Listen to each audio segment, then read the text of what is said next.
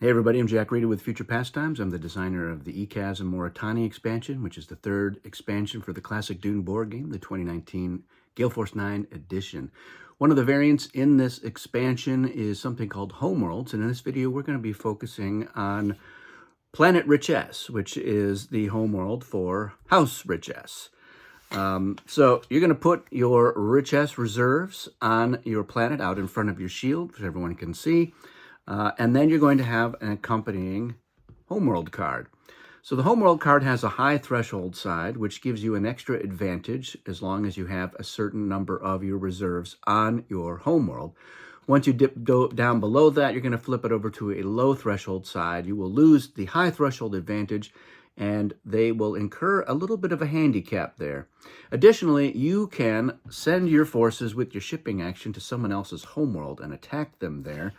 And if you prevail, then you become the occupier, and there is an occupier advantage for that faction. So let's get into it and talk about what it is that Richese does. So Richese, their high threshold is when they have at least 10 of their forces on Richese, and they're going to get an extra advantage, which is that they can ship forces from their reserves along with a no-field token. So now normally Richese, they have these no-field tokens that there are 3 of them with different values, 0, 3, and 5. And what they do is they use them as a shipping action, as if shipping 1 force. So it's much cheaper for them to ship 5 forces down. In addition, the token is placed face down, so the other factions don't know how many forces you did ship down. But the restriction is they have to use the no-field token or a regular shipment. They can't combine them normally. But when you're using the homeworld, they can. So they can send along a no-field token as the cost of 1 force, and then they can say, we're going to send another 3 forces along with that. So if they were shipping all of those into a stronghold, that would cost them 4 spice, but they could be sending down 9 forces. So this is a nice way to get a bigger shipment down onto the planet, especially earlier in the game. Now, once they get down to a certain level, though, they're going to lose that advantage, and they're going to incur the penalty. So when they're at 0 to 9 of their forces on Planet Richese, they cannot move a no-field token. So sometimes that is going to be a little bit of a crimp in their style.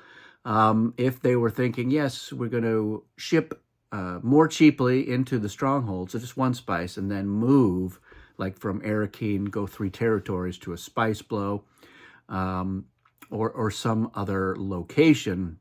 But now they just have to ship directly with the no field, and there's no moving it. So it's not insurmountable. The Richese can certainly work around it, but it is a little bit of a restriction that they're going to have to deal with. Now, if somebody attacks Planet Richese and they occupy it, they're going to get the following advantage. They're going to get a 1 spice income from the Spice Bank in the Spice Collection phase. So not a lot of wealth on Richese because they're experiencing hard times. In addition, the occupier gets to choose which Richese Treachery card is going to be put up for auction. So every turn, every game turn, every bidding phase, Richese has to sell one of their 10 Richese Treachery cards, which is sold face up. And they can sell it before the normal cards are put up for auction, or they can sell it after those, and it replaces one that would be sold.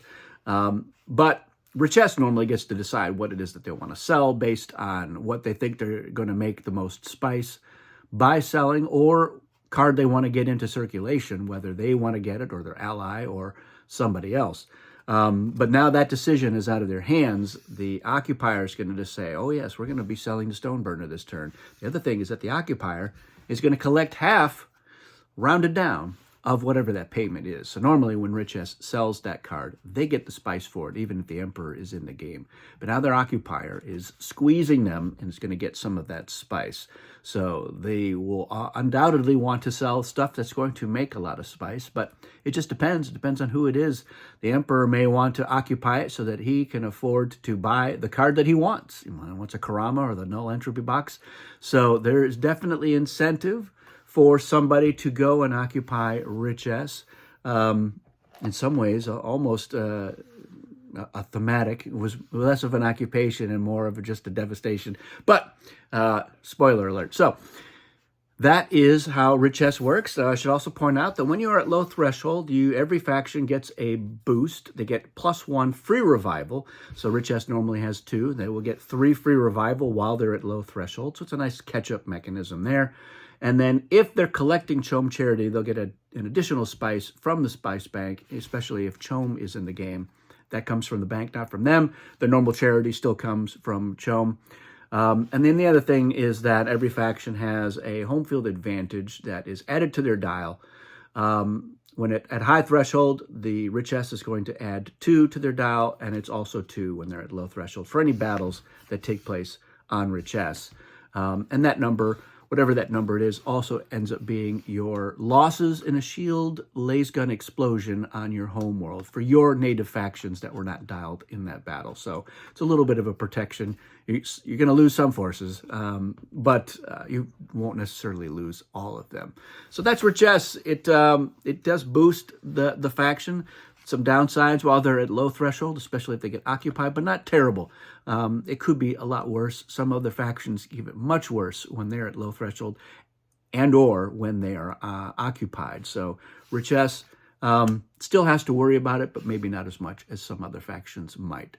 There you have it. That is how Richese works. Let me know if you have any questions, and if you've had a chance to use Homeworlds with Richese, let me know how that has gone. If you've seen it, what kind of impact did it have on the game? Love to hear about that. That's it for this video. Thanks everybody for watching, and we will see you again soon.